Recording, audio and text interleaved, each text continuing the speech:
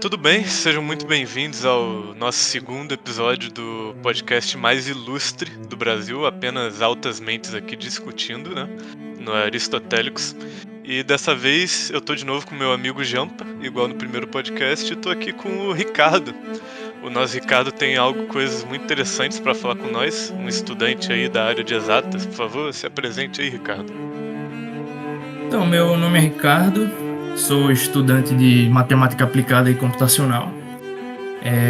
Também faço algumas leituras de forma autodidata e estou aqui hoje no podcast para falar sobre um tema de extrema complexidade e de extrema relevância, que é o tema da inteligência humana, que não só é a característica distintiva, mas fundamental, que define a gente enquanto espécie e separa a gente na escala filogenética.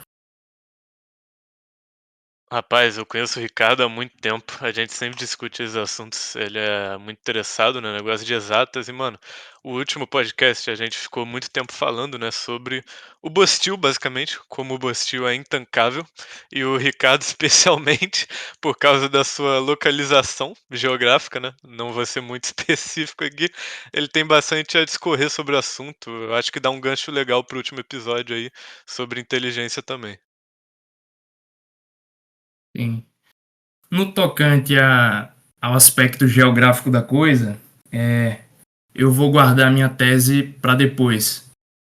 Primeiro eu queria começar falando sobre o fato de que, pela inteligência ser um atributo de elevadíssima complexidade, não existe entre os estudiosos ou entre a comunidade científica uma definição consensual geral sobre o que seria inteligência de forma precisa, né? A filosofia escolástica, por exemplo, entende que ela é uma faculdade da alma. Não é isso, João Paulo? Sim, segundo a filosofia escolástica, também São Tomás de Aquino diz isso, até anteriormente Aristóteles vai discorrer sobre o tema. A inteligência, que é algo que eles chamam de intelecto, é a parte mais elevada da alma. A inteligência seria a capacidade que o ser humano tem de abstrair e compreender os universais. Ou seja, o ser humano, através do intelecto, compreende os universais a partir das coisas particulares. Até o próprio Ludwig von Mises vai falar que o que difere o homem dos outros animais é que o homem tem a capacidade de atribuir valor às coisas.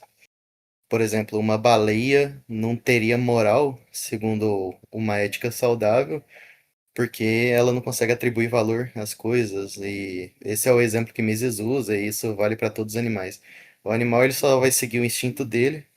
Enquanto isso, o ser humano vai ter intelecto, que vai ter duas funções principais, que é o intelecto agente, que é o que ilumina os dados dos sentidos, e também ele vai abstrair as formas inteligíveis dos objetos sensíveis. Também tem o intelecto possível, que em latim seria intellectus possibilis, que é a potência passiva, que basicamente vai receber as formas inteligíveis e vai as compreender. Bem, para não delongar muito, em suma, para Santo Tomás de Aquino e para basicamente todos os escolásticos e até mesmo para Aristóteles, conhecer é um ato do intelecto, ou seja, quando o intelecto capta a forma de alguma coisa, é aí que ele o conhece, né? É aquilo que é abstrair as formas inteligíveis dos objetos sensíveis.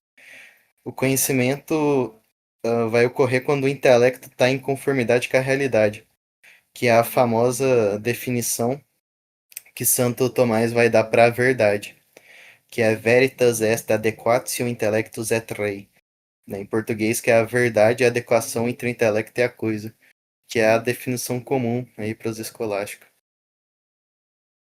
Realmente é um tema muito interessante. Eu acho que a própria inteligência do ser humano, assim, o nosso cérebro, né, é uma coisa que é um pouco clichê de falar, mas o nosso cérebro, ele é o único órgão que é capaz, assim, de se entender e de tentar se compreender, mas mesmo assim a gente não entende. O cérebro é o único órgão, assim, do corpo humano que a gente não tem conhecimento pleno, sabe? A gente entendimento do seu funcionamento, porque é algo quase mesmo que metafísico, né? Quando a gente vai analisar ao longo da história, vários filósofos, muitas pessoas tentaram compreender a inteligência e de diferentes formas, né. O Aristóteles eu acho que ele é muito genial, porque ele traz o primeiro conceito de você atribuir a necessidade da inteligência estar associada aos fenômenos físicos, né, porque a inteligência sem um certo grau de conhecimento e de memória dos fenômenos que acontecem no mundo, ela não serve para nada, você não consegue fazer surgir alguma coisa a partir do nada, você precisa de algo que seja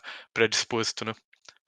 Sim, seria como, por exemplo, em sistemas de inteligência artificial, você precisa alimentar ele com um determinado conjunto de dados previamente estabelecido, e a partir daquele conjunto de dados é que ele vai simular as operações do intelecto humano sob certos aspectos. Claro que é simplesmente um simulacro, né? Inteligência artificial, na verdade, é uma metonímia, porque ela não consegue simular precisamente o nosso intelecto em sua totalidade. Ela só consegue simular certos aspectos muito específicos e de forma mecânica, né? Certos aspectos da inteligência, como por exemplo a criatividade, a inteligência intrapessoal, não tem, pelo menos até o momento, potencial de simulação no contexto desses sistemas. E também, como vocês evidenciaram o aspecto metafísico do cérebro humano e da inteligência de um modo geral, eu queria chamar atenção para um ponto importante. Sendo a inteligência dotada de uma dimensão metafísica extrasensorial, será que os testes de QI ou outras avaliações psicométricas se baseiam em métodos estatísticos para mensurar a nossa capacidade mental? Será que eles são epistemologicamente válidos? Cara, basicamente, como eu havia falado antes, a inteligência, né, você compreender o cérebro humano e os diferentes tipos de inteligência, porque inteligência não é algo, unifatorial ou unilateral, né. O conceito genérico de inteligência seria a capacidade de adquirir conhecimento e de resolver problemas, mas a gente sabe que isso leva a muitos caminhos diferentes, como cognição, por exemplo, linguagem, a capacidade de resolver problemas por si só, a matemática. Então, você criar um sistema que consegue medir o nível intelectual das pessoas é muito difícil. Eu acho que o teste de QI, ele acerta principalmente na questão da medição até ali a pessoa completar os 18 anos. Porque o que que é o teste de QI? O teste de QI, ele se baseia num modelo comparativo.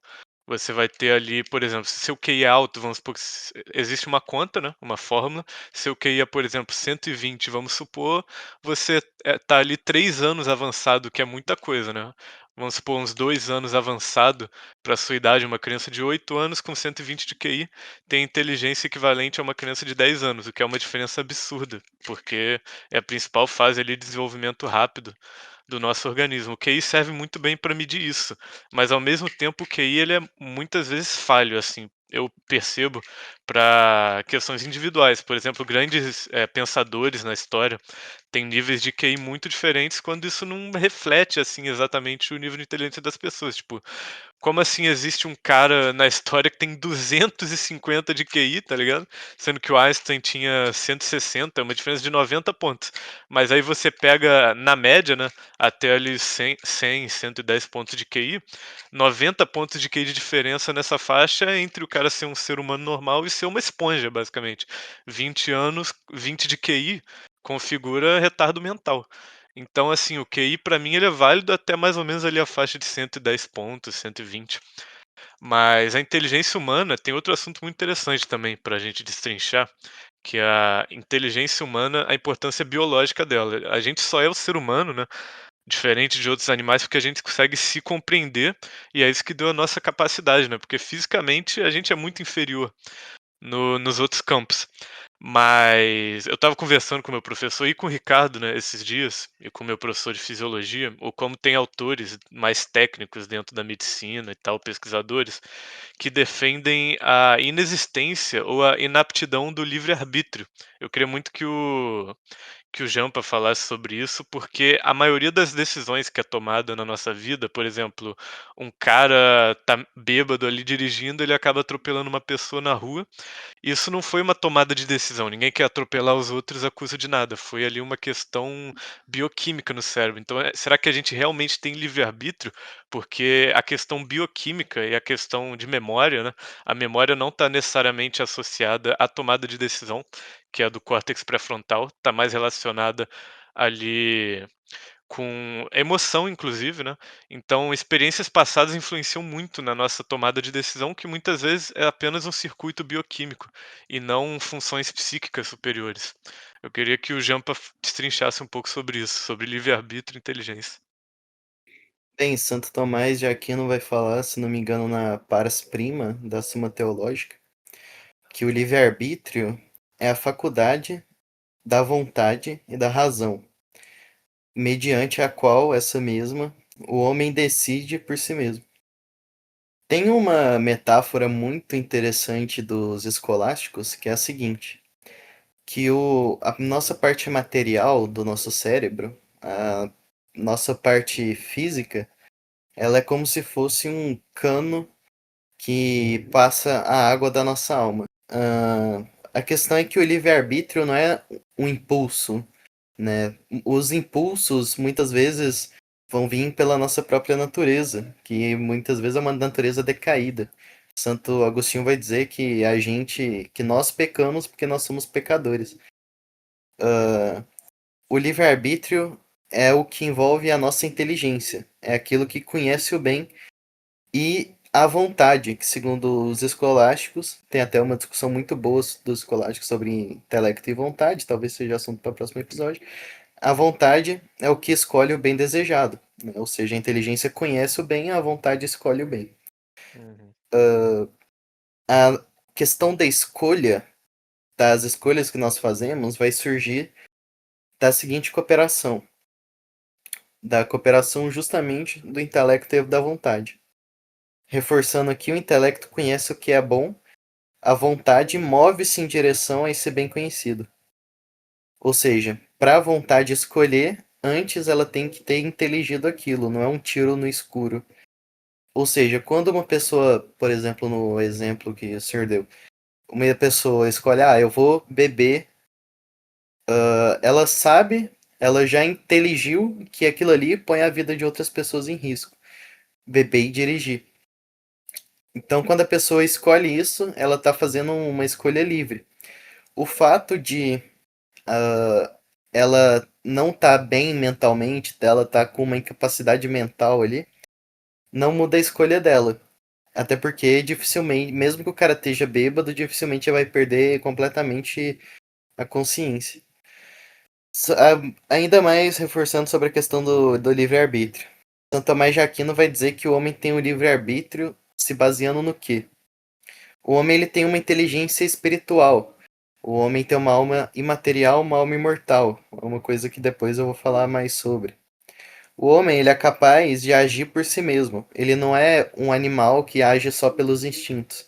Embora a gente tenha a nossa natureza decaída, a gente consegue tomar a decisão que mais vai cooperar para a vontade de Deus.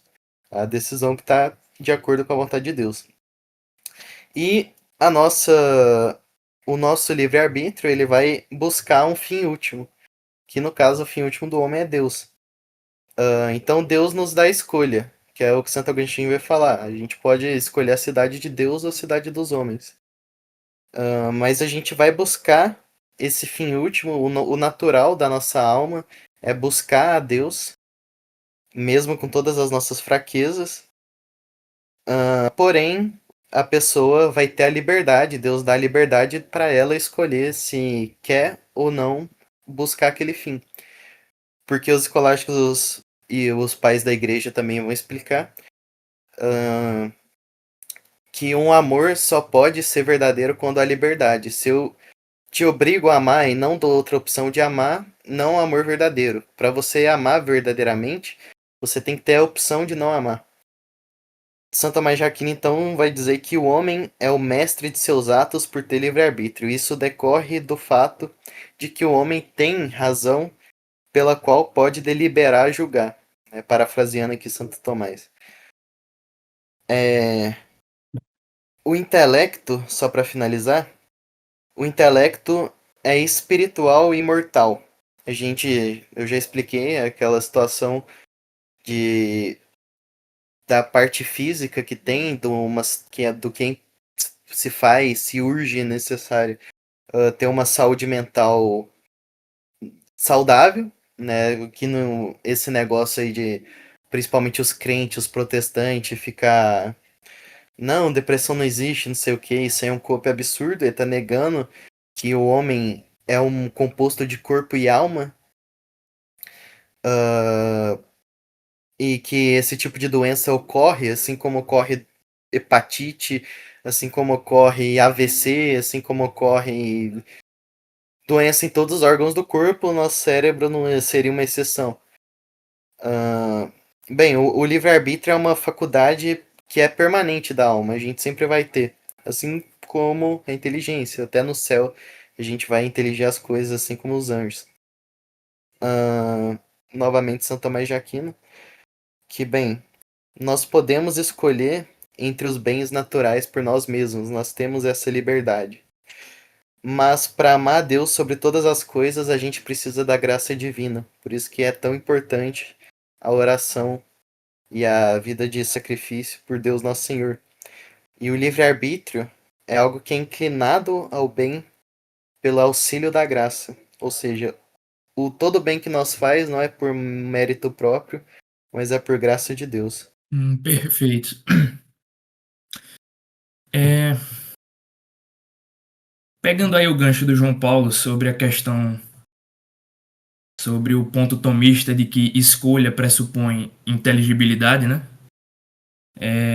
Isso está diretamente correlacionado ao fato de que, por exemplo, na sociedade, uma ação só pode ser genuinamente virtuosa se o contexto institucional jurídico daquela sociedade permite também a não virtude. Essa é uma tese que refuta, por exemplo, o proibicionismo estatal a certas práticas aí.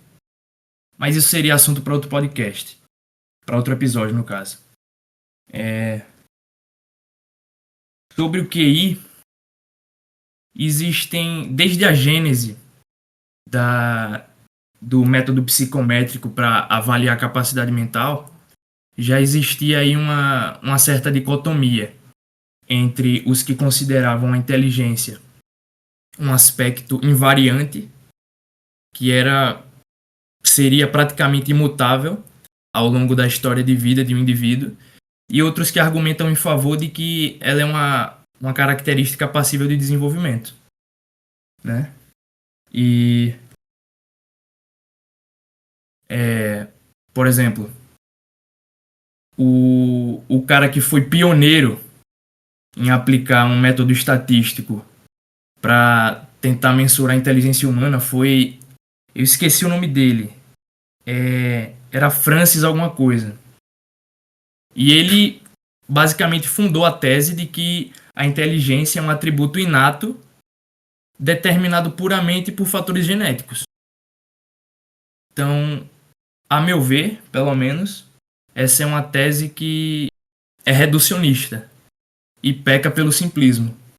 Porque o método estatístico não é suficiente para a gente abarcar toda a complexidade da inteligência humana. Outro autor, Howard Gardner, foi o cara que elaborou aquela tese que diz que a inteligência é multifacetada, que o Igor comentou brevemente. Ele diz que a inteligência é formada por inúmeros aspectos. Tem aí o aspecto musical, a inteligência intrapessoal, corporal sinestésica, que obviamente não são abarcados pelas avaliações psicométricas, pelos testes de QI. Então, assim, é uma tese que peca pelo reducionismo.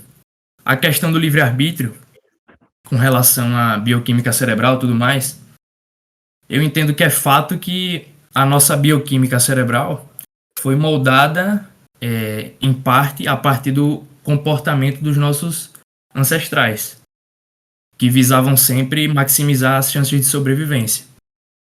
Só que, como o João Paulo elucidou, a inteligência é um aspecto, ou melhor, uma faculdade da alma. Então, você aplicar um reducionismo fisiológico ou neurobiológico para explicar algo que essencialmente envolve uma dimensão metafísica é um pecado epistemológico, sinceramente.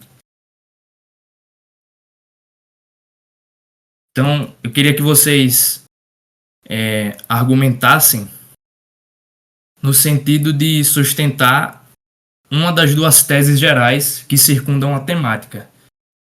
A tese de que a inteligência é um atributo invariante, tipicamente adotada por quem defende o determinismo psicométrico, e a outra que defende que a inteligência é sim um atributo passível de desenvolvimento. O Igor falou sobre a questão do Einstein e da diferença de QI com o cara que tinha o QI de 250. Embora o cara do QI de 250 tivesse um QI quantitativamente superior ao do Einstein, as contribuições intelectuais do Einstein foram inegavelmente mais relevantes do que as dele, né? E não só o Einstein, tem também um exemplo do Richard Feynman, que ele marcou 123 ou 126, alguma coisa assim, pontos em um teste de QI e simplesmente ganhou um Nobel de Física por eletrodinâmica quântica. Então, especialmente em contextos onde a capacidade intelectual a ser estimada é muito alta, o teste de QI é insuficiente. É melhor a gente analisar a produção intelectual propriamente do que simplesmente um número, né? Como é que um atributo tão complexo quanto a inteligência pode ser resumido por um único número, né? Basicamente isso. Bem, eu já falei demais, então quero só adicionar 2 breves comentários aqui. O senhor citou aí a questão do proibicionismo, que é uma coisa que inicia ali no absolutismo e vai se fortificar ali nas repúblicas modernas. E Santo Agostinho é bem claro e somente uma frase já seria o suficiente para explicar isso. Que, parafraseando ele, eu não lembro de cor, mas seria basicamente o seguinte: a função do Estado não é proibir tudo quanto é pecado. A função do Estado é garantir o bem comum na sociedade. Então, se Santo Agostinho, inclusive, por sinal, cita a questão da prostituição na época dele, que seria um mal maior societário proibir a prostituição porque iria aumentar para os raptos de mulher, esse tipo de coisa. Então, por uma questão de bem comum, talvez não seria a melhor opção ao Estado, numa situação dessa, proibir a prostituição. E um outro breve comentário é sobre o que o senhor comentou do determinismo, né, da inteligência. Como eu disse, a inteligência é uma faculdade da alma, isso é sempre bom ressaltar. Porque a maioria dos modernos vão tentar tratar sobre esse tema de uma maneira meramente materialista. Então você vê até mesmo na psicologia, que é uma área que me interessa bastante, pensadores como Freud, que vão reduzir a psique humana a uma questão meramente material e evolutiva. Então, no final das contas, a psicanálise freudiana vai terminar em em desejos reprimidos e coito, basicamente. Se tiver algum freudiano ouvindo isso aí, vai ficar bem puto, mas essa é a realidade, não tem como negar.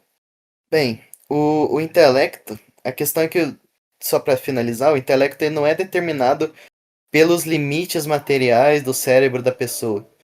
você pode constatar que existem povos com QI menor que, no entanto, tiveram cidadãos que produziram coisas grandes para a humanidade, enquanto tiveram outros países.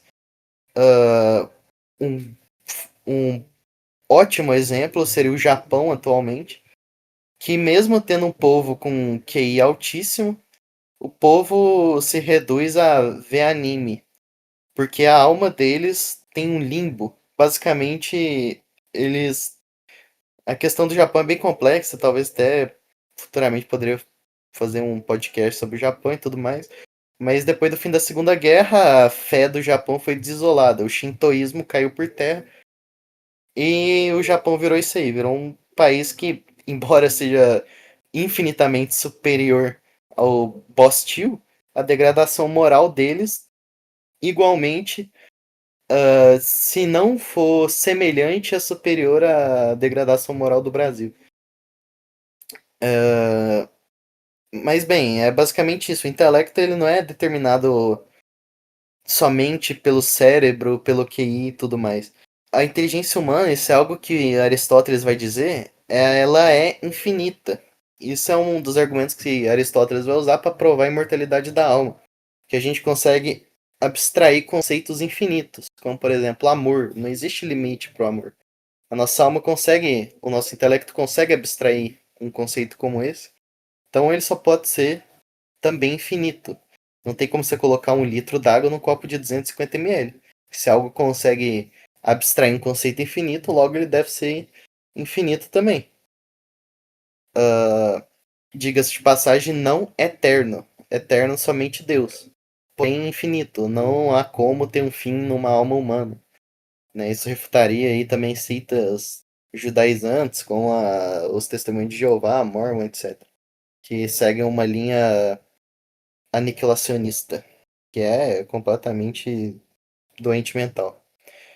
Mas bem, imagino que se Santo Tomás fosse vivo hoje em dia e visse esse tipo de coisa determinista, determinar a capacidade intelectual de um sujeito pela capacidade dele de identificar certas formas geométricas num teste pré-determinado, imagino que ele iria rejeitar completamente uma doutrina que vai reduzir a inteligência a um número.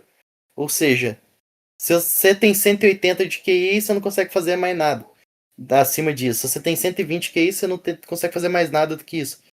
Justamente porque a alma é infinita.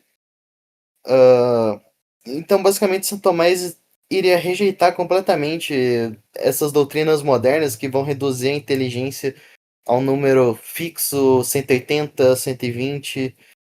Essas doutrinas que acabam reduzindo de forma materialista a inteligência humana a um fato puramente biológico, como eu citei, até mesmo na psicologia, Jung e tudo mais, que é algo que está intrínseco nessa doutrina determinista, digamos assim, do QI. Porque o QI ele vai medir basicamente certas operações que a pessoa tem a capacidade de fazer, que normalmente vai estar ligada a cálculo, vai estar ligada à lógica formal, mas isso não vai significar que o cara não tenha capacidade de pintar um belo quadro, embora tenha matemática envolvida. O teste de QI, ele não abrange o intelecto agente. Ele não abrange a capacidade de abstração. Ele não abrange o julgamento moral. Não tem como você dizer que uma pessoa que tem 180 de QI vai ter um julgo moral superior a uma pessoa que tem 90 de QI. Entende? Não tem como você dizer que uma pessoa que tem um QI superior à outra vai conseguir amar mais do que a outra. Então, são diversos aspectos assim que esse tipo de coisa não vai abranger. E é algo que tem que ser revisto pelos materialistas, mas acho que nunca vai acontecer porque eles não têm outra forma de explicar. Basicamente, reduzir a pessoa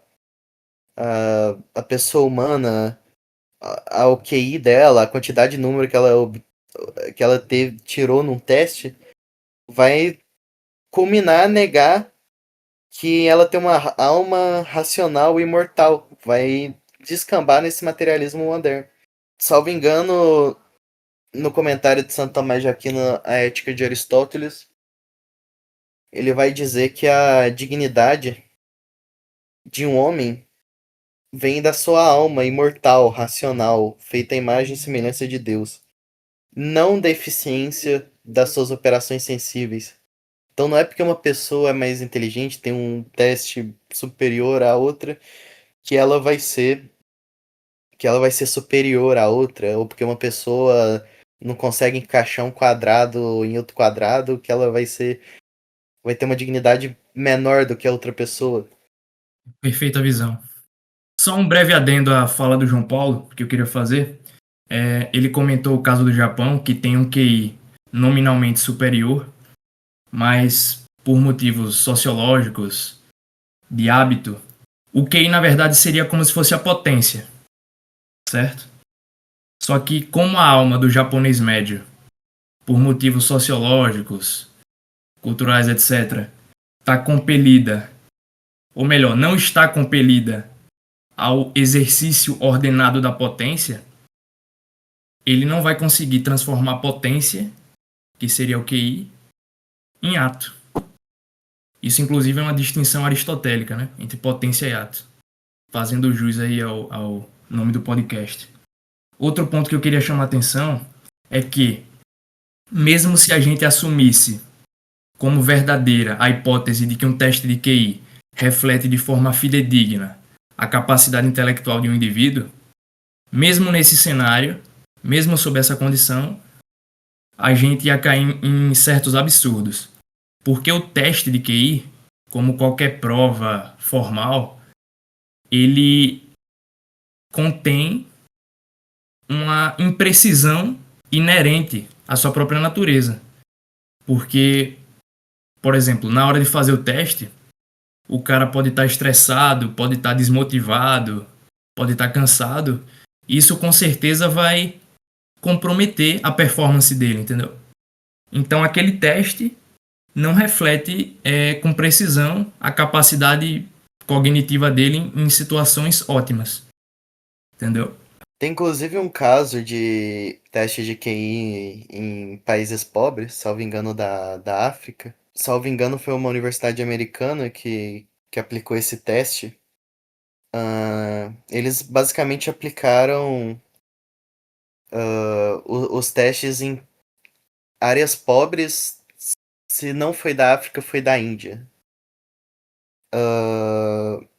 E quando eles ofereciam dinheiro pros caras, o teste deles, assim, o resultado, assim, era muito maior. Por quê? Porque o cara vai fazer um teste de QI num país pobre, ele normalmente faz em escola. Aí, chega lá na escola, pô, o moleque já estudou o dia inteiro e não vai estar nem aí pro teste. E passa fome em casa. Você acha que vai ligar pra um teste que a ONU tá fazendo? Não. Mas é quando os caras vão lá, oferecem um abono financeiro pro rapaz, pra criança. Dizem, ó, tira, quem tirar a maior nota aqui vai ganhar $100. As pessoas vão se motivar mais. Então, não é um teste preciso. Uma pessoa que tá cansada, uma pessoa que tá com fome, uma pessoa que tá toda ferrada ali, que vai chegar em casa e vai ter que comer literalmente um grão ali amassado com água pra enganar a fome e não morrer. Ela acaba sendo sabotada por toda essa constituição em volta dela, por todos esses fatores externos, né? Mas se você pegar uma pessoa que, por exemplo, nasce na Índia, que vai ter um QI baixo numa área pobre da Índia e põe ela nos Estados Unidos, não exatamente. Ela ainda vai ter uma diferença ali, que é uma diferença genética, que já é outra história. No entanto, se ela cresce num país desenvolvido, embora ela não vai ser igual uma pessoa que já a ancestralidade dela já vem de certa forma mais evoluída, digamos assim, ela não vai ter o mesmo resultado dessas pessoas. Mas, só pelo fato dela ser tirada daquele ambiente ali, ela já vai ter um resultado muito maior, né? E eu imagino que seja um dos motivos do QI brasileiro ser tão baixo. Claro que na média, isso é um dos temas que a gente mais trata aqui no podcast, que é Boss 2, e depois a gente vai entrar mais nesse podcast ainda. Mas acho que um dos motivos do QI do brasileiro ser tão baixo, que é um absurdo, assim, é quase perto de um QI de um bonobo, tá tipo uns 20, 30 pontos assim do QI do bonobo, assim. Eu acho que é por causa disso, porque os caras vão aplicar o teste lá na Rocinha, o moleque não tá nem aí. Ele quer que a aula termine o mais rápido possível pra ele ouvir MC Hariel no talo na caixinha que ele comprou no camelô. Ele não tá nem aí pro teste, então ele faz de qualquer jeito. E aí isso abaixa a nossa média nacional.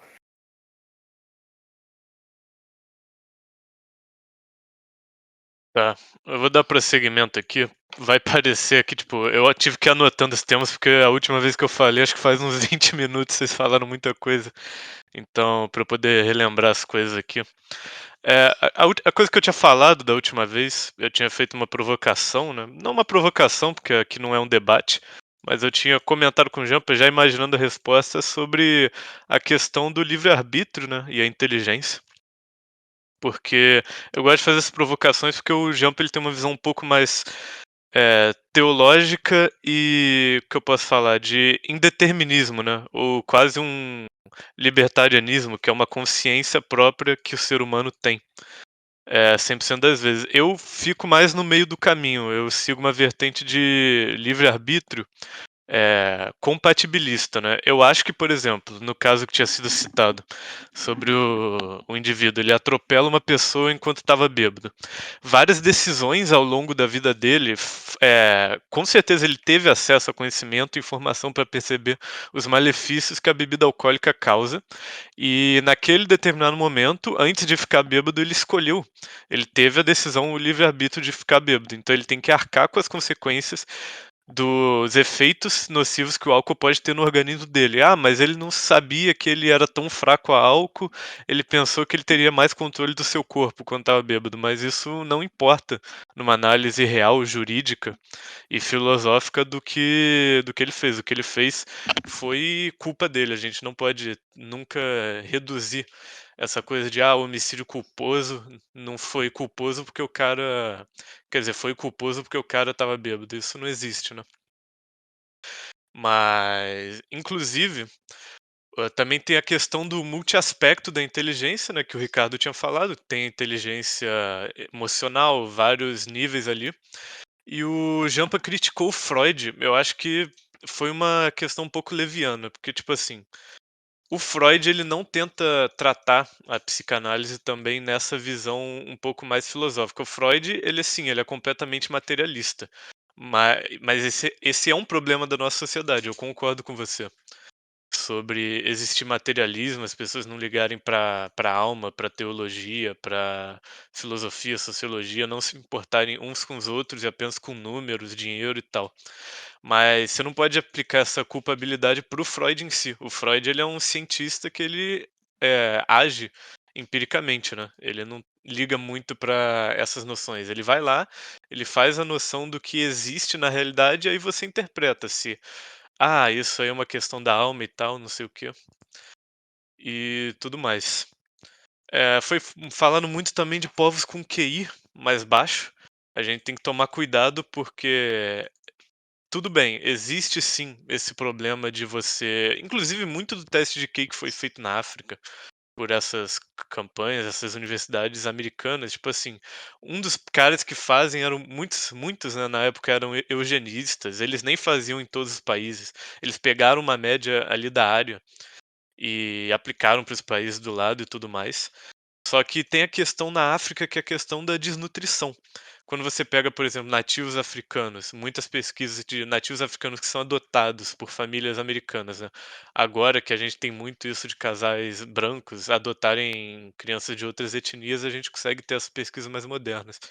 Que o QI realmente aumenta quando eles estão num ambiente por causa muito de fatores epigenéticos.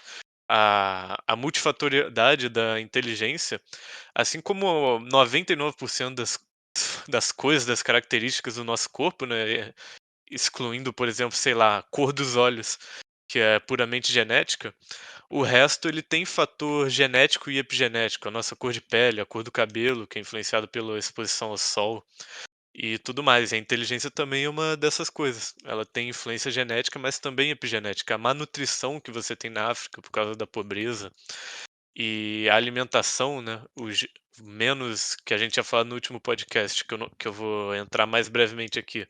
Pouca alimentação rica em proteína, rica em zinco e outras coisas ali da nutrição animal, gordura saturada e tal, prejudica o desenvolvimento cerebral. Enquanto no Japão, por exemplo, você não tem isso. E vocês falaram da questão do japonês ser degenerado, eu achei engraçado porque, na minha opinião, o mundo inteiro tá degenerado, né? Assim, o japonês assiste anime, na verdade o anime é uma das coisas mais globalizadas do mundo. O japonês assiste, o mundo inteiro assiste e tal. Eu não sei se é muito correto falar disso. E, enfim, eu respondi, falei vários temas que vocês tinham comentado, e agora um outro tema que eu acho interessante também. Eu me posiciono não tão crítico ao teste de QI assim como vocês. Claro que tem suas falhas, né? Nenhum teste é perfeito, como eu tinha falado no começo do podcast. O teste de QI, analisar a inteligência é muito complexo, mas eu não acho que ele seja puramente ruim. Ele serve para você entender muitos padrões, sim, sim, do ser humano. E outro tema que eu acho interessante também é essa questão da comparabilidade entre o livre-arbítrio, né, as funções psíquicas superiores, a tomada de decisão e o instinto, porque o ser humano, ao meu ver, por mais que o que diferencie ele dos outros animais, para mim esse é o tema mais interessante da inteligência, né? O que diferencia ele dos outros animais é que a gente não é instintivo, mas ao mesmo tempo, muitas questões bioquímicas, circuitos bioquímicos, coisas que a gente pode, assim, não tão corretamente, mas para fazer uma analogia, associar instintos do nosso cérebro, coisas que a gente não pensa ativamente, influenciam sim na nossa tomada de decisão. Por exemplo, a gente pegar e comer uma barra de chocolate, 99% dos indivíduos, por exemplo, um cara gordo pegar e comer uma barra de chocolate. 99% dos indivíduos, né? Acho que ninguém na face da Terra acha que chocolate é saudável. Chocolate industrializado, né? Mas ele vai lá e come, assim, sem pensar, e tipo assim, ele come e continua a vida dele sem parar, muitas vezes sem parar para refletir, porra, eu comi aquilo, consumi 600 calorias que vai impactar no meu ganho energético, as pessoas não fazem essa análise. Isso é puramente uma questão emocional, de memória, de afeto que a pessoa tem pelo chocolate, e já tem pesquisas que mostram que certos indivíduos têm sim mais dificuldade de se livrar de vícios. Eu quero saber a visão de vocês sobre isso, né, porque a genética, o ser humano, ele é capaz sim de vencer os fatores predispostos genéticos, os seus vícios, as suas manias, mas tem indivíduos que têm mais dificuldade em relação a isso. Eu queria saber o ponto de vista de vocês. Tem indivíduos que são menos frontalizados, né? Eles raciocinam menos as suas ações cotidianas. Quero aproveitar a fala do Igor para chamar a atenção sobre um ponto retórico em relação à argumentação que se dá em favor da tese de que o livre-arbítrio não existe. Eu sei que a argumentação dele foi complexa e não eliminou de forma precípua a não existência de livre-arbítrio. Mas eu queria chamar a atenção para esse aspecto retórico da coisa. Um indivíduo que argumenta em favor da tese de que não existe livre-arbítrio, a argumentação dele é uma consequência do exercício do livre-arbítrio que ele está usando para argumentar. Do contrário, não seria uma tese racionalmente ponderada, né? Seria meramente uma fatalidade causal. E o caso do cara o obeso que compulsivamente ingere o chocolate e não pondera racionalmente, não considera as consequências que aquilo vai ter no balanço energético dele e tudo mais, volta àquela questão de que, por mais que certas ações não resultem diretamente de um exercício autoconsciente da liberdade ou do livre-arbítrio, não significa que a gente, ou melhor, que é justificado a gente pegar esse conjunto de ações que não resultam diretamente do livre-arbítrio e generalizar para todas as outras, entendeu? No histórico de vida dele, vamos supor, no exemplo do cara obeso, o fato dele ser obeso resulta diretamente de outros hábitos de vida que ele escolheu, como por exemplo, ser sedentário, tudo mais, ou às vezes até uma condição genética que faz com que ele tenha tendência a permanecer obeso, uma mutação no gene que regula o apetite, por exemplo. Mesmo esses fatores implicariam ele ter escolhido negligenciar eles, entendeu? Então, eu diria que é uma espécie de raciocínio metonímico. Você pegar a parte, que seria esse conjunto de ações que não resultam diretamente do livre-arbítrio, e generalizar eles para o todo, que seria o conjunto de ações que o indivíduo conscientemente praticou ao longo da sua história de vida, né? Outro ponto sobre o teste de QI os testes de QI, na sua estruturação, eles consideram muito o viés da inteligência lógico-matemática, o aspecto lógico-matemático da inteligência. Só que como a gente já esmiuçou anteriormente, a inteligência humana é composta por outras faculdades que não têm correlação direta com a lógico-matemática e que são muito mais importantes para determinar, por exemplo, o sucesso profissional de um indivíduo. A inteligência social, por exemplo, a interpessoal, a intrapessoal, etc. Então, se você for analisar sobre esse viés, um indivíduo com um QI muito elevado, ele tende ao insucesso numa carreira profissional, por exemplo, porque a inteligência social dele vai estar prejudicada. Um cara com QI de 180 vai ser muito raro ele encontrar alguém que tenha uma capacidade mental equivalente à dele, entendeu? Existe um dos temas que eu tinha falado também é do. Eu não acho que eu falei na real. É do. Existe muito isolamento social de indivíduos que têm QI alto. E realmente a gente não generalizar, né? Porque, né? Não é querendo falar nada, mas Einstein era comunista. Então, tipo assim, muitas vezes a inteligência num campo não é um conhecimento geral das coisas, entendeu? Especialmente, muitas vezes, eu acho que isso é uma tendência de intelectuais da área das exatas. Assim, eles se prendem numa torre de marfim e como eles não entendem o funcionamento da sociedade, da classe média, eles tendem a achar, tipo, por estarem dentro do Estado, que eles conseguem controlar os multifatores da economia e da sociedade e acabam tendendo ao esquerdismo. Acho que isso é um padrão interessante que a gente podia analisar também. Eu concordo plenamente, né? Você analisar a realidade sob um prisma puramente matemático é um pecado epistemológico absurdo.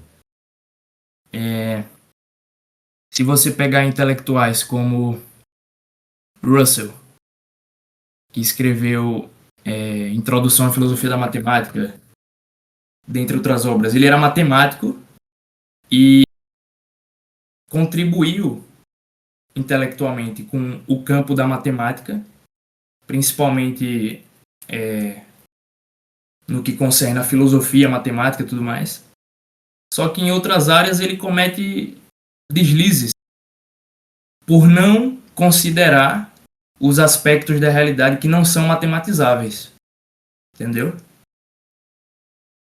Então, eu realmente concordo com a sua tese, eu também percebi esse padrão.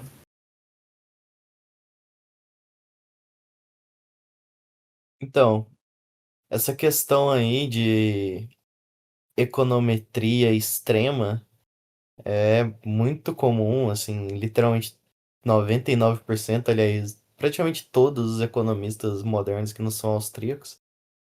E acho que isso é justamente por causa disso mesmo, né? O cara vive a matemática e acha que vai conseguir aplicar matemática para um fator humano, para um fator social, que é a economia. E Mises já vai refutar isso em duas frases, simplesmente dizendo que a ação humana não é previsível.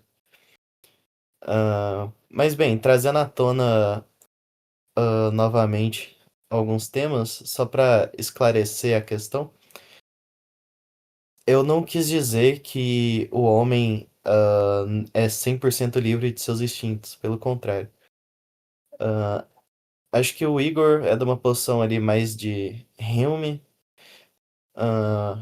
de uma neurociência mais moderna, entre aspas, assim, né?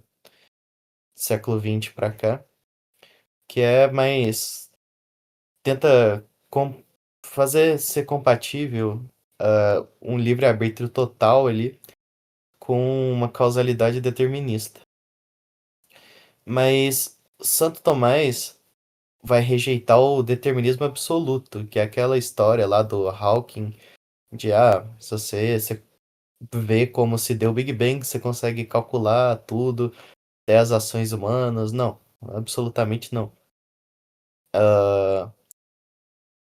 No entanto, existem causas condicionantes que te condicionam a tomar uma atitude, mas isso não vai anular sua liberdade de tomar essa atitude. Por exemplo, usando um exemplo bem esdrúxulo aqui. Se chegar uma mulher dando em cima de você pode, por princípios morais, recusar ela. Mas se for uma mulher muito bonita, aquilo ali vai condicionar o seu instinto inferior a sentir a tentação ali de cair, certo? A questão é, a liberdade, ela não vai exigir a ausência de fatores que vão condicionar, que vão te inclinar a algo. Senão a presença da razão e a vontade deliberada ao fazer a escolha. Bem, Santo Tomás vai dizer mais ou menos que o homem é a causa de seus atos por sua razão e vontade. Isso não é tirado pela providência divina. Em suma, Santo Tomás rejeita o mecanicismo lá do Hawking, que não tinha na época dele, mas os gnósticos já tinham alguns conceitos parecidos. Porque isso daí vai negar a espiritualidade, vai negar a imortalidade, a imaterialidade da alma, né? E basicamente, sobre essa questão aí do homem, por sua natureza decaída, ser inclinado a algumas coisas, Santo Tomás vai dizer, e bem, isso é doutrina cristã, todo mundo vai dizer que Deus criou uma natureza boa, Deus não cria nada mal. No entanto, houve o pecado original, o homem caiu, o homem perdeu a graça de Deus e nos tornamos pecadores, que é o que São Paulo vai falar em Romanos 7, que é a luta da carne contra o espírito, é aquilo. Eu não faço o bem que quero, mas faço o mal que não quero. Né? O justo peca 7 vezes ao dia, porque a alma humana, ainda que tenha o intelecto e a vontade, ainda tem a natureza decaída, que inicialmente os nossos instintos, tanto a questão de alimentação quanto a questão de reprodução, é algo que Deus criou para o nosso bem, é algo que Deus criou para perpetuação da espécie humana, mas que quando ocorre o pecado original, essas coisas meio que se embaralham, né? Fica mais difícil de controlar esse tipo de coisa. Por isso, os instintos não são maus em si mesmos. Porque Deus faz isso justamente porque se ele não nos dá a fome, a gente vai morrer porque esqueceu de comer. Se Deus não dá o prazer no ato conjugal, a raça humana vai ser extinta. Se a gente não tem o descanso, tem vontade de descansar, de parar, de dormir, a gente vai trabalhar até cair duro no chão, né? São instintos que em si mesmos são bons, mas que por causa da queda do homem vai descambar em gula, vai descambar em luxúria, vai descambar em preguiça. Você citou o gordão ali, que inclusive é meu caso. Isso é algo que, por disposição corporal, pela história da pessoa ali, pelo que ela viveu, né? Uma pessoa que sofreu muito trauma e descontou na comida, esse tipo de coisa, ou então um hábito ruim, um hábito ruim que a pessoa cultivou, vai gerar um vício. E qual que é a definição escolástica para vício? Vício é um hábito ruim, assim como a virtude é um hábito bom. E se quebrar um hábito é algo muito difícil. São Tomás vai falar que a inclinação a certos vícios pode ser maior segundo a constituição corporal. Ou seja, certas pessoas podem ter inclinação a certos vícios. Mas Santo Tomás vai dizer, a razão e a graça pode dominá-la. Né? Os santos vão dizer que Deus nunca dá uma cruz que você não possa carregar. Então, por exemplo, eu mesmo tenho muita dificuldade com comida. Mas Deus me dá a capacidade, me dá a graça para que eu vença a gula, certo? Se eu não venço, a culpa é minha, mas Deus quer que eu vença. E justamente essa dificuldade é algo que Deus permite para que a gente ganhe graça. E só para finalizar a questão do Freud, eu entendo a questão empirista da coisa, mas o problema é que não tem como tratar de psique partindo do pressuposto que o homem é material, que não tem alma, não tem como, porque a psicologia é uma matéria que durante 2000 anos fazia parte do curso do De Anima, da alma, do curso sobre alma. Então, quando a psicologia moderna passa a negar a existência da alma, já começa a dar algo de errado. As questões das paixões, dos desejos reprimidos, Santo Tomás esclarece isso muito. Também na pars prima, né? Tudo que a gente tá falando aqui vai estar na pars prima. Santo Tomás vai dizer que as paixões não anulam o juízo da razão. Por mais forte que seja a tentação, a pessoa ainda tem o poder de tomar decisão. O que ocorre é que elas podem obscurecer, pode tornar essa decisão mais difícil. Mas Deus vai dar a graça e como a razão é superior, como é aquela história, mente superior domina mente inferior, como a nossa alma é mais elevada do que nossos instintos, a nossa alma é imaterial e nossos instintos um dia vão acabar, nossos instintos decaídos pelo pecado original, a alma consegue dominar. Então, o problema ali principal com Freud, das conclusões que ele vai tirar, não tô fazendo juízo de valor, sobre os estudos dele, até porque não foi algo que eu me aprofundei muito, mas a questão principal ali, o problema é que eu dizer que o inconsciente é meramente material, vai ser o fundamento do ego, o fundamento da psique da pessoa. Outro problema é dizer que o homem vai ser movido por forças internas cegas que a pessoa não enxerga, que o Freud vai falar ali do id. E isso vai acabar implicando que por causa de certos instintos, certas pessoas não vão ter uma responsabilidade moral real por causa daquilo. Isso é uma coisa, inclusive, que os protestantes usam. Ah, se você cai por fraqueza não é pecado.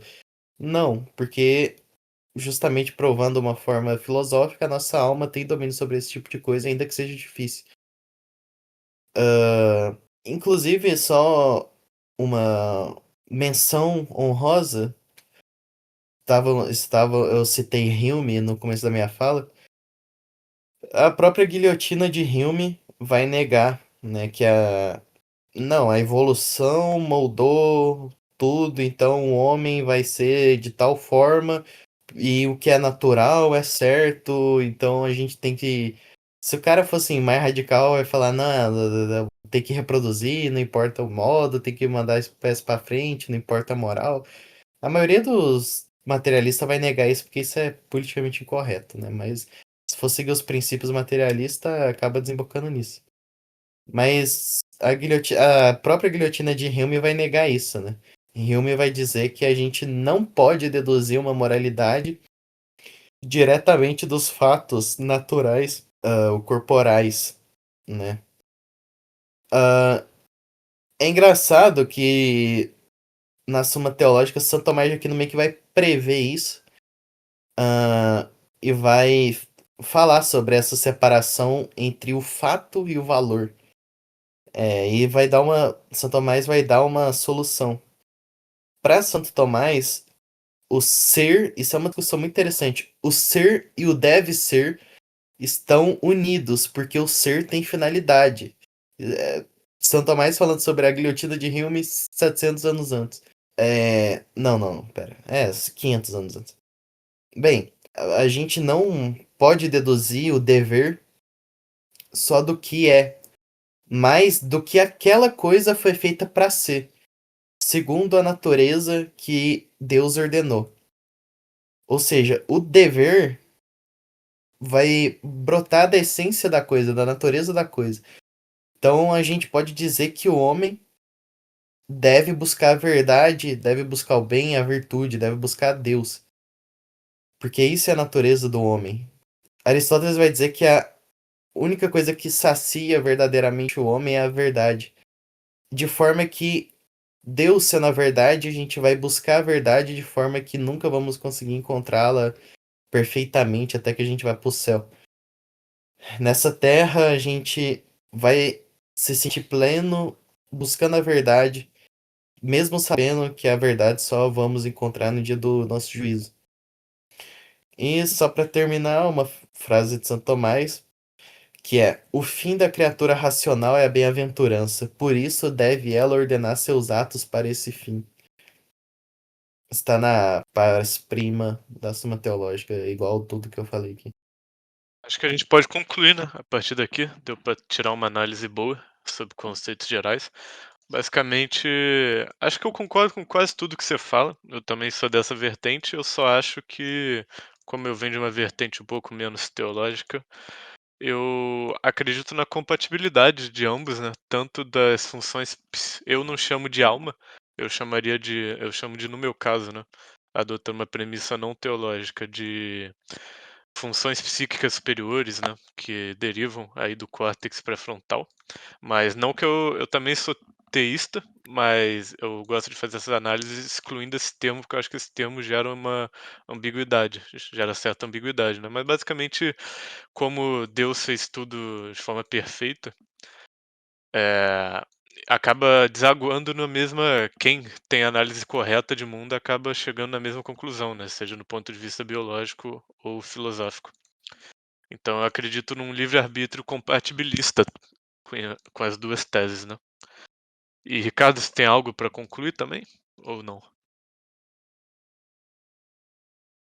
Sobre o que o Igor falou da epigenética, eu esqueci de comentar que existe uma coisa chamada efeito Flynn, que corrobora justamente com o viés epigenético. Que é o efeito Flynn postula que o QI médio, isso também refuta a afirmação de que o QI seria invariante, ou um atributo fixo. O efeito Flynn diz que o QI médio tende a subir de forma intergeracional ao longo das gerações. Porque, em linhas gerais, o condicionamento e o ambiente em termos de nutrição, conforto, acesso à informação acabam evoluindo também. E com certeza isso impacta a epigenética, assumindo esse horizonte temporal intergeracional. Talvez o QI seja pouco mutável, considerando o período de tempo referente à história de vida de um único indivíduo. Mas se você assumir um horizonte temporal mais abrangente, que abarque gerações, aí que entra a questão da epigenética, né? E sobre a fala do João Paulo, tem uma frase que eu não me recordo se é de Santo Agostinho, acredito que seja, que é o seguinte: no homem existe um vazio do tamanho de Deus. Então, acho que essa frase sintetiza bem o raciocínio do João Paulo. Acho que é isso.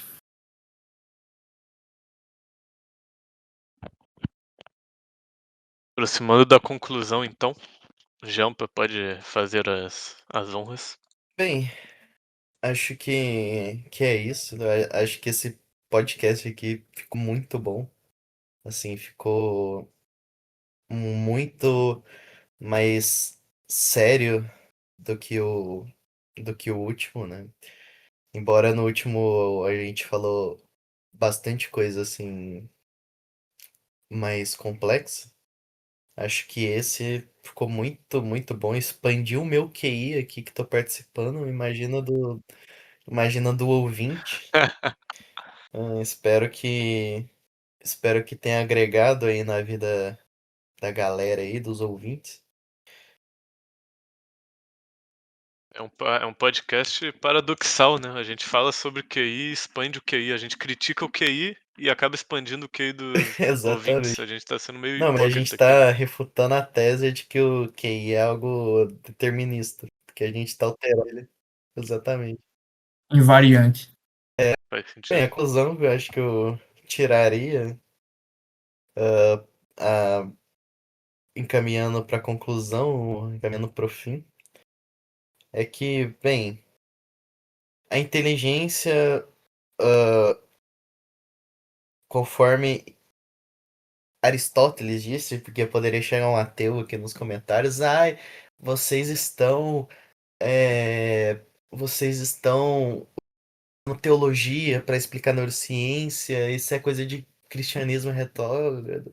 Meu amigo, 99% do que eu disse aqui, Santo Tomás tirou de Aristóteles, tá? Para começar. Então, não é uma questão meramente teológica, isso é filosofia. A questão da imortalidade da alma, daria um podcast só sobre isso. Filosofia, algo provado filosoficamente. O Santo Agostinho ele usa os mecanismos racionais para compreender Deus, né? Ele usa Deus mais como a religião, como como é que eu posso falar? Como uma frente, né? Uma forma de comunicação, mas tudo que ele fala é comprovado filosoficamente. Aristóteles já tinha dito Isso. antes do cristianismo. Aristóteles, É, Platão. exatamente. E às vezes tudo, perdão interromper, mas às vezes tudo que você precisa para convencer um ateu é adotar uma terminologia diferente. No lugar de alma, você pode falar, como o Igor costuma falar, funções psíquicas superiores. Sim, sim, é um bom termo. No entanto, o ponto que eu acrescentaria é que é impossível atribuir a alma ou as funções psíquicas superiores somente ao cérebro, né? Porque é algo realmente inexplicável. Assim, se você reduzir o cérebro ao infinito ali, você vai chegar num átomo, e um átomo não consegue abstrair conceitos imateriais, coisa que o cérebro consegue. A natureza do átomo é amoral, né? Exatamente. Mas, bem, outra coisa não é que 100% do tempo as pessoas vão ser o mais racional possível. Não, pelo contrário. Grande parte do tempo as pessoas vão estar sendo influenciadas pelos instintos inferiores dela, da natureza decaída. A questão é que a gente precisa ter uma cética, isso também não é uma questão somente cristã. A gente tem imperadores pré-cristãos que fazem exame de consciência toda noite. Se não me engano, Alexandre Magno fazia exame de consciência antes de dormir. Isso não é uma coisa meramente cristã. E bem,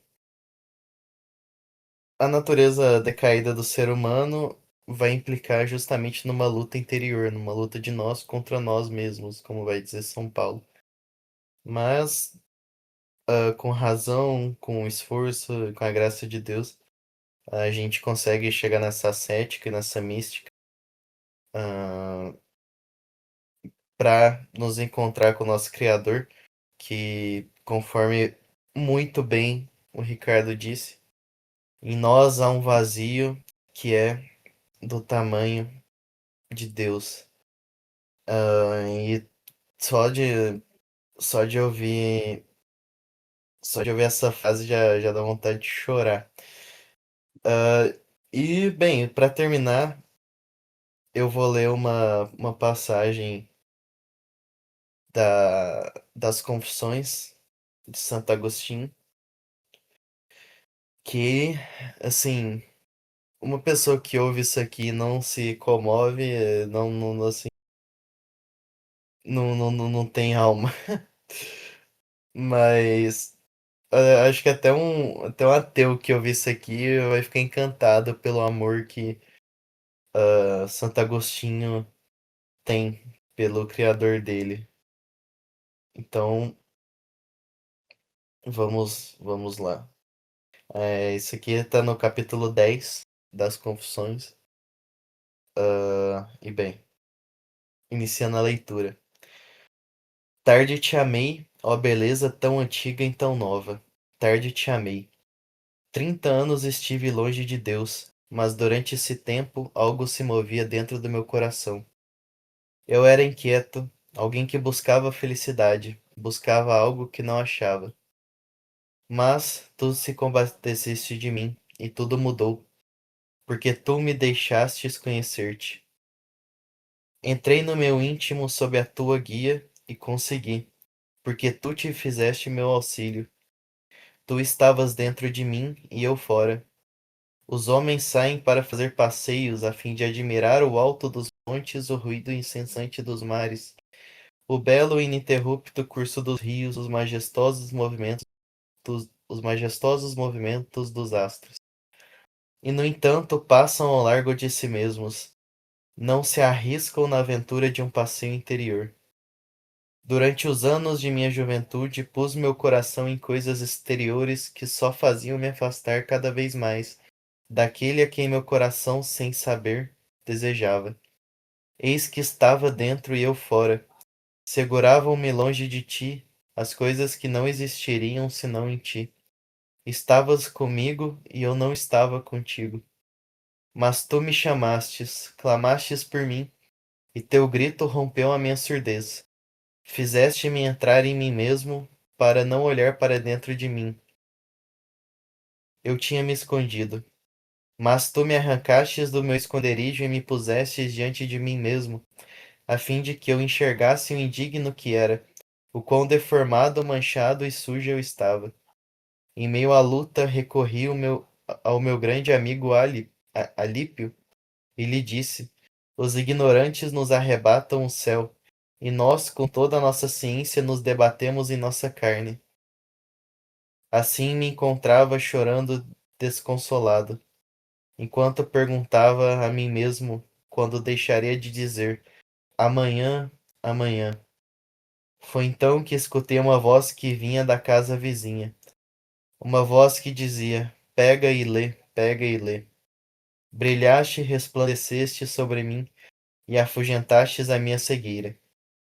Então corri à Bíblia, abri-a e li.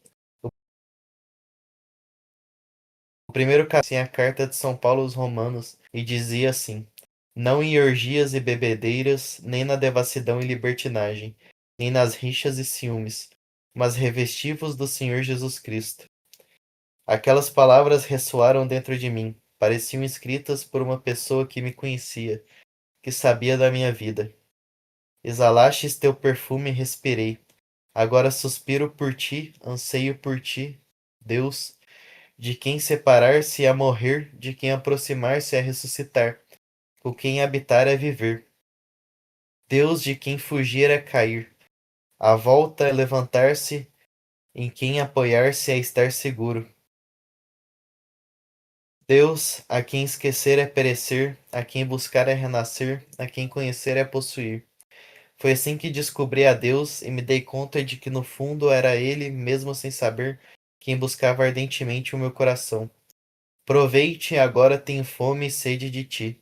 Tocaste-me e agora ardo por tua paz. Deus começa a habitar em ti quando tu começa a amá-lo. Vi dentro de mim a luz imutável, forte e brilhante. Quem conhece a verdade conhece esta luz. Ó eterna verdade, verdadeira caridade. Tu és o meu Deus, por ti suspiro dia e noite desde que te conheci. E mostraste-me então quem eras, e irradiaste sobre mim a tua força, dando-me o teu amor. E agora, Senhor, só amo a ti, só sigo a ti, só busco a ti, só ardo por ti. Tarde te amei, ó beleza tão antiga e tão nova. Tarde demais eu te amei. Eis que estavas dentro e eu fora, e fora te buscava e me lançava disforme e nada belo, perante a beleza de tudo e de todos que criaste. Estavas comigo e eu não estavas contigo. Seguravam-me longe de ti as coisas que não existiriam senão em ti. Chamaste, clamaste por mim e rompestes a minha surdez. Brilhaste, resplandeceste, e a tua luz afugentou minha cegueira. Exalaste o teu perfume, e respirando-o suspirei por ti, te desejei e te provei. Te saboreei, e agora tenho fome e sede de ti. Tocaste-me, e agora ardo em desejos por tua paz. E bem, assim eu finalizo a minha parte. E fiquem com Deus. Terminem aí. Acho que tá ótimo. Conclusão perfeita, deu pra falar bastante. Belíssimo. Antes eu posso tecer um comentário geral ao podcast. Pode, claro. Eu também queria tecer. Enfim, conclusão geral do podcast. Com base no que foi exposto, a gente pode concluir que o QI é sim um indicador relevante, especialmente quando se trata de avaliar o aspecto lógico-matemático da inteligência, mas é insuficiente metodologicamente e epistemologicamente porque não capta a totalidade da cognição humana. Porque entram os aspectos ambientais, epigenéticos, etc, etc. No tocante ao livre-arbítrio, prevalece a vertente compatibilista, né?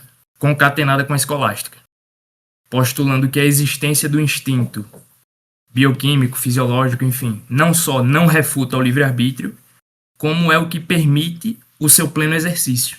Afinal, se não tivesse instinto, o João elaborou isso aí, se não tivesse instinto para desafiar nossa razão, a ação racional não seria virtuosa. Seria simplesmente uma necessidade causal fatal. É isso. Pode falar, Igor. Então, eu também ia fazer mais ou menos a mesma coisa, né? Eu ia chegar nas mesmas conclusões. Eu acredito sim na existência, óbvio, né? O livre-arbítrio ele é auto-evidente dentro da racionalidade humana, mas ao mesmo tempo que as questões bioquímicas elas existem, elas são reais, eu defendo uma compatibilidade entre ambas as teorias. Mas falando sobre o podcast em geral, aí eu não sei, depois se você quiser cortar, eu acho que, cara, em questão de conteúdo, foi muito bom. Foi absurdo, a gente conseguiu discutir vários assuntos. Mas de modo geral, eu achei que, tipo assim, é uma dinâmica diferente do último, né? O último ele foi mais alternância de assuntos. Esse a gente veio mais, só debateu, foi monotemático, né? Praticamente monotemático. E não cair no problema da redundância, né? De repetir um ponto desnecessariamente e deixar o podcast mais fluido. Tipo assim, eu acho que o ponto positivo foi a densidade e a seriedade absurdamente maiores, e a gente ter focado num tema só dá pra gente abordar muito mais. Tipo assim, a gente focar num tema e a gente destrinchar cada ciência associada a ele, né? Antropologia, genética, biologia, bioquímica, foda-se, psicologia, teologia.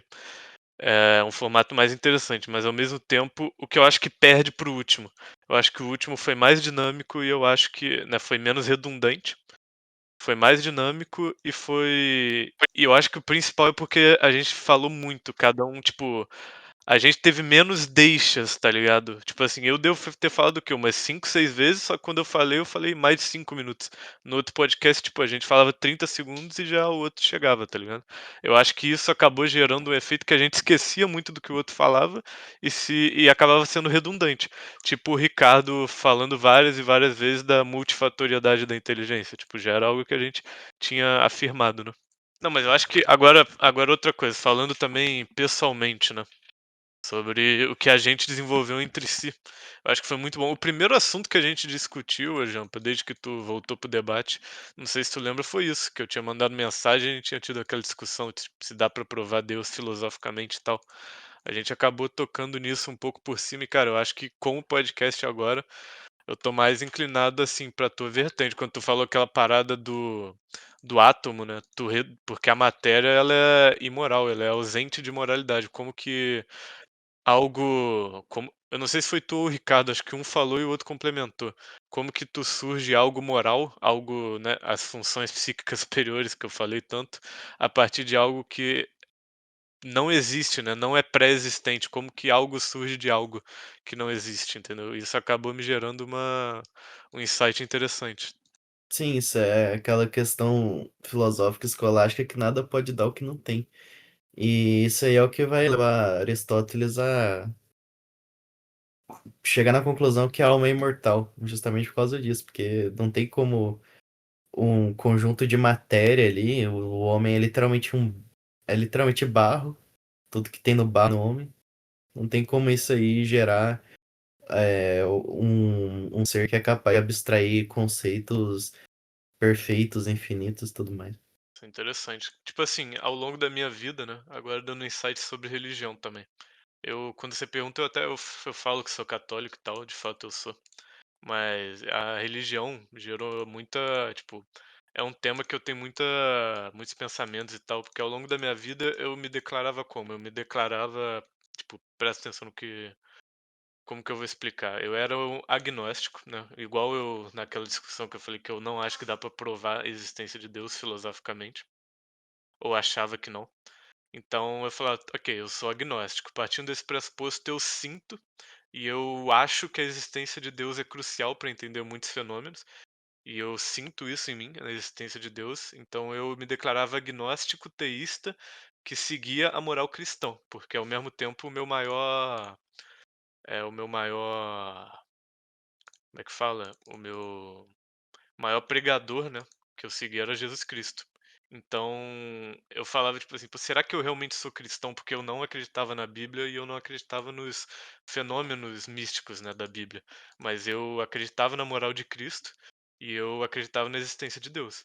Eu queria perguntar pra tu agora, se essa minha visão que eu tinha, o que se bobear eu ainda tenho, porque eu tô num processo de integração aí do que eu realmente acredito. Se acreditar na seguir a moral de Cristo e acreditar em Deus, mas duvidar de muitos fenômenos, tipo, por exemplo, o dilúvio e tal, eu poderia me declarar cristão? E qual a sua visão também sobre esse agnosticismo, teológico? Que é basicamente tem intersecções com o Deus de Spinoza também, tá? Sei que é meio cringe falar do Deus de Spinoza, mas tem a ver também. Tá, então. Cara, vou partir de um princípio bem simples. Jesus Cristo literalmente diz que é Deus em várias passagens da Sagrada Escritura, né? Ah, o pessoal lá, os judeus fariseus perguntam para Nosso Senhor, como você pode falar contra o que Moisés disse, não sei o quê. Aí Nosso Senhor falou, antes que Moisés fosse, eu sou. E isso é muito interessante porque depois a filosofia vai paralelamente explicar que Deus, como é que eu posso dizer isso sem causar um espanto logo que eu disser? Enfim, não se espantem logo que eu disser. Filosoficamente, Deus não existe. Deus é. Porque existir pressupõe criação. O que existe foi criado. Deus, ele tá fora da criação, Deus é maior que a criação. Deus, ele não é como um jogador de sinuca que usa o taco ali e todas as bolas se movem conforme a tacada dele. Não. Deus, acho que é São Tomás de Aquino que vai falar isso. Deus, ele é como se fosse um construtor de barcos que move as madeiras para construir o barco por si mesmos. Então Deus pôs a potência em tudo no início. Então Jesus Cristo fala eu sou justamente por causa disso. Antes que Moisés fosse, eu sou. Então, cara, Jesus Cristo não tem como ele ter pregado uma moral tão perfeita que, tipo assim, antes de Jesus Cristo não tinha conceito nenhum, assim, de... tinha uma coisa muito básica, assim, mas praticamente nenhum povo, assim, entendia um mínimo sobre o que é caridade. Jesus Cristo foi quem trouxe esse conceito de amar o inimigo, né? Ele diz, ouvistes o que foi dito, olho por olho, dente por dente, eu porém vos digo, amai o que vos perseguem, rezai pelos que vos caluniam, etc e tal. Cara, como que Jesus Cristo pregou uma moral tão perfeita e disse que é Deus? Porque se o cara diz que é Deus, ou ele é Deus de verdade, ou ele é Deus mesmo, ou ele é maluco. Uma pessoa mediana, digamos assim, não vai dizer eu sou Deus. O cara dizer eu sou Deus, ou ele realmente é Deus, ou ele é completamente insano. E a única pessoa na história da humanidade que disse eu sou Deus e não era completamente insano foi Jesus Cristo. Então, é muito difícil sustentar uma moral cristã, a não ser que seja por mero utilitarismo. É muito difícil sustentar isso sem aceitar o resto da Bíblia, entende? E a Bíblia vai ter ali a questão do dilúvio e tudo mais, mas até hoje existem historiadores aí que acreditam que realmente houve uma grande inundação e tudo mais. Isso é uma coisa que você tem em outras mitologias, tem na mitologia grega, grande inundação. Então não é uma coisa assim difícil de aceitar. Também tem, por exemplo, os fósseis é uma coisa que é muito. Tem certos fósseis que não teria como ter sido formado naturalmente, assim, simplesmente depositando poeira em volta dele, entende? Que tem que ter tido alguma coisa no nível de um dilúvio universal. E, bem, a questão do evolucionismo, e vocês têm que ler a Humani Generis, do Papa Pio XII, que ele deixa aberta essa questão, explica o porquê ele deixa aberta e tudo mais. Né? Tem muito tradicionalista aí que fica em choque com questão de evolucionismo. Mas o que Pio XII diz é que o que o cristão é obrigado a aceitar é que houveram os pais originais, que Adão e Eva existiram. É isso que é obrigatório para um cristão aceitar. E as outras histórias bíblicas não tem muito o que duvidar, né? Sodoma e Gomorra não tem muito. Você pode falar, duvido que a mulher virou sal. Que a mulher de Ló virou sal, virou uma estátua de sal. Tá, mas assim, qual a prova contrária contra isso, né? Deus pode tudo, então por que ele não poderia fazer isso, entende? Então, bem, conforme a fé vai aumentando, você vai entendendo melhor as questões da Sagrada Escritura. A Sagrada Escritura é um compêndio, né? São as Escrituras Sagradas, é a junção dos escritos que foram guiados diretamente pelo Espírito Santo através dos agiógrafos. Então, bem, tem muita coisa ali na Sagrada Escritura que são parábolas e tem muita coisa que tem muita coisa que é fato histórico, entende? Que é literal. Então, melhor a se fazer é deixar isso aí para um cara que vive, para um estudioso das Sagradas Escrituras. E até porque eu vejo assim que não tem muito motivo para negar alguma coisa ali, entende? Pode até negar, acho que no Apocalipse não vai ter um dragão cuspindo fogo. Mas eu falo, não, a igreja diz, não, isso é alegórico, entende? Entendi. Mas respondendo objetivamente, acreditar na moral de Cristo em Deus já te pressupõe como um cristão ou não? Cara, um conceito básico. Jesus Cristo, ele fundou uma igreja. Ele chegou para Pedro e disse: Tu és Petrus et super Petran edificabo ecclesia mea. Espero que eu tenha pronunciado certo. Faz muito tempo que eu não falava essa frase. Então, os sucessores de Pedro são os papas, né? Tem o magistério da igreja. E Cristo quis uma igreja só, né? Tem na Bíblia, no Atos dos Apóstolos, tem um concílio de Jerusalém. E basicamente, para você ser cristão, você tem que ser católico, estrito senso, né? Cristão é católico, são sinônimos. Para você ser católico, você tem que aceitar o que a igreja diz, né? Não contrapor nada que a igreja disse em magistério solene, os dogmas da igreja. Aceitar o magistério, que é basicamente isso, e ter a intenção de ser católico, né? Basicamente isso. Aí você já é um membro da igreja. Se você aceita isso, se você aceita a tradição, se você aceita a Sagrada Escritura, se você aceita se você é submisso ao clero, é submisso ao Romano Pontífice, ou no caso atual, se é submisso ao último Romano Pontífice. Então, basicamente é isso, os requisitos para você ser cristão, né?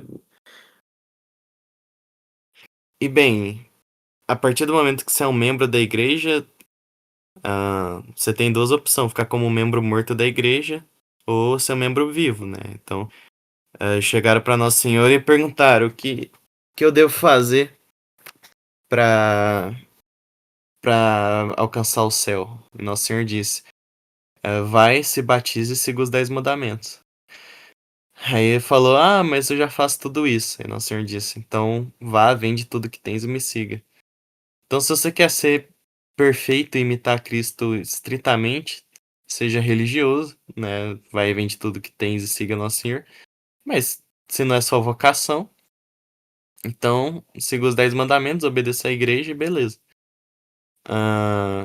E, claro, para se tornar um membro vivo da igreja, tem que estar em estado de graça, tem que se confessar com o padre. E, de preferência, receber os sacramentos regularmente. É isso? Regularmente? Com regularidade, enfim. E, e ler o catecismo é bom também. Ler o catecismo da igreja é bom. Certo, acho que pode finalizar. Finalizando.